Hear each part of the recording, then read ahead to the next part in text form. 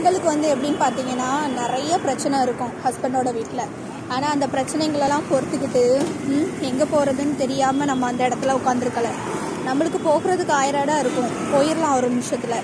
ஆனால் நம்ம போனால் நம்மளோட தாய் தகப்பன் வந்து நம்மளால் கஷ்டப்படுவாங்க அப்படின்னு சொல்லிட்டு தான் ஒவ்வொரு பொண்ணுங்களும் அங்கேயே பொறுத்து போய் உட்காந்துருக்காங்களே தவிர அவங்களுக்கு பயந்து போயோ இல்லை போகிறதுக்கு இடம் இல்லாமலையோ கிடையாது. ஓகேவா? அதை வந்து நிறைய ஆம்பளைங்க புரிஞ்சுக்கிடாமல் உனக்கு யார் இருக்கா, நீ எங்கே போவ,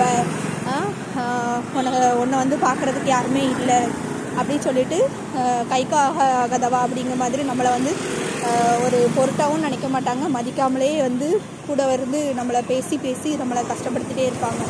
அந்த மாதிரி நிறைய பொண்ணுங்கள் லைஃப்பில் வந்து கஷ்டத்தை பார்த்து அங்கேயே அமைதியாக உட்காந்துருக்கானா அதுக்கு காரணம் அவங்களோட அம்மா அப்பா மட்டும்தான். அதை மட்டும் புரிஞ்சுக்கிட்டு பேசுங்க. அதை விட்டுட்டு எனக்கு தான் பேச தெரியும், உனக்கு யார் இருக்கா, நாதி இல்லாதவா அப்படின்னு பேசாதீங்க.